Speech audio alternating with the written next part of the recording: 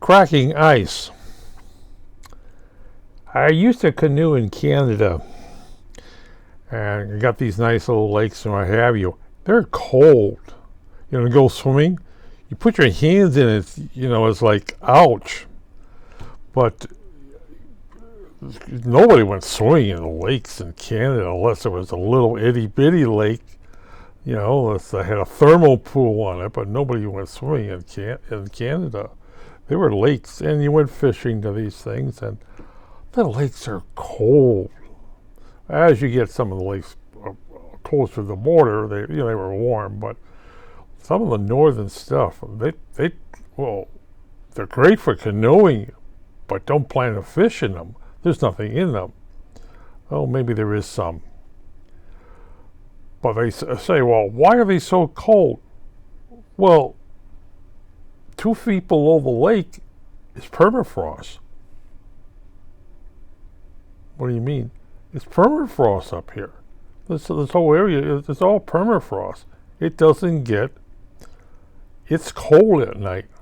That's why campers have, warm, you're carrying your warm sleeping bag. It's cold up here. Oh, but, it's green and everything. But it's cold. I mean, as soon as the temperature changes, everything freezes up here very, very quickly. Permafrost. It's all ice. Go down a couple of feet, it's all ice. And it is true, it's all ice down there. Now, I was canoeing in the last century up there. This century up there, the lakes are warmer. Why? Because the atmosphere is warmer. Why? Because we got a lot more CO2 in the atmosphere. And it is a big difference. Summer times, it's a lot warmer. And you got more mosquitoes. You got more flies. Somebody once said is that, here, I'll show you something. I've got this little CO2 unit that gives out CO2 and it sucks in. He gets a pound of mosquitoes a day. Female mosquitoes, of course. He does it all year, all summer long. They just, the next summer, a lot less mosquitoes, a lot less flies, a lot less mosquitoes, a lot less flies.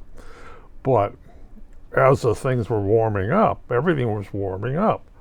And his cabin was, 20 years ago was like this. Now it's that. It's sinking.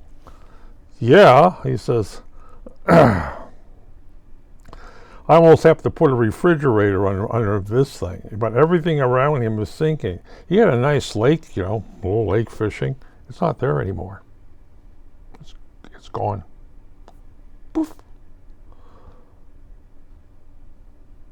Now, why is it gone? Well, he said it's a permafrost. It's, the lake is warm. Where it used to be cold, its lake is warm now. The atmosphere is warming up. Its lake is warm. We got midnight sun all the time. Everything's warming up. Everything's melting. And then what used to be a nice lake there, it's gone. Where is it? It drained it drained. Yep. It's drained. It's gone. It's underground.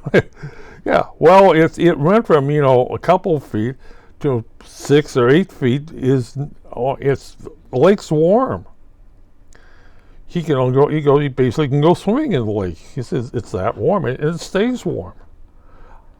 Even in the winter time, it takes a long time before it freezes up. Everything takes a long time, and you're not getting cold winters anymore. You're getting cold, freezing winter, but you're not getting the real blast of anything. Except for sometimes you get the Arctic comes down there. But he said, last year, I had dog sleds. I didn't have dog sled last year.